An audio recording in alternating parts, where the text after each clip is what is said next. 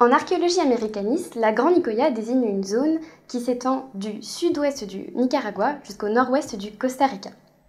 Et plus largement, elle est inclue dans ce qu'on appelle l'ère culturelle intermédiaire, qui elle va à peu près du sud du Honduras jusqu'au nord de la Colombie.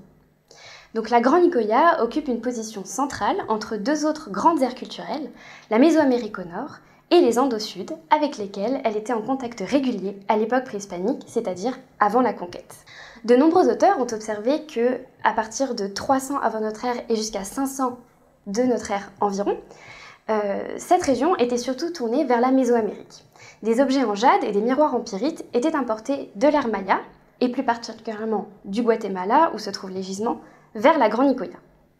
Mais ces circulations s'interrompent autour de 500-600 de notre ère, au profit d'importations d'objets en or venus cette fois d'Amérique du Sud. Et de manière intéressante, ce changement assez radical de sphère d'influence se retrouve aussi dans la production céramique. À partir de ce moment, les décors passent de bichrome à polychrome. Je propose donc de m'intéresser à ce moment de rupture dans la production céramique, premièrement parce que c'est l'objet archéologique qui est le plus retrouvé en fouilles, et aussi parce que ces évolutions sont révélatrices de changements culturels importants. Je souhaite étudier ces céramiques du point de vue technologique et ainsi aller plus loin que les études stylistiques qui ont été menées jusqu'ici.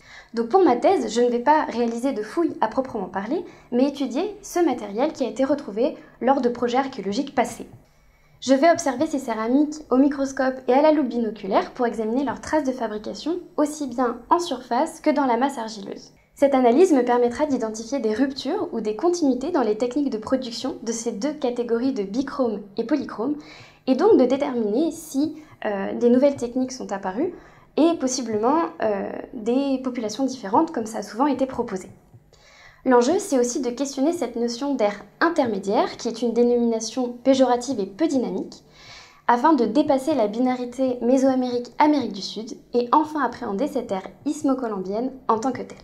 Le contrat doctoral fléché de l'Institut des Amériques, qui offre la possibilité d'effectuer des missions longues sur place, me permettra de mener à bien ces recherches, car mes analyses s'effectueront dans les 3 principaux musées de San José, le musée du Jade, le musée de l'Or et le musée national. La coordination du pôle me permettra aussi d'enrichir mes recherches, par exemple à travers des ateliers et des séminaires que je vais pouvoir organiser en lien avec mon sujet de thèse.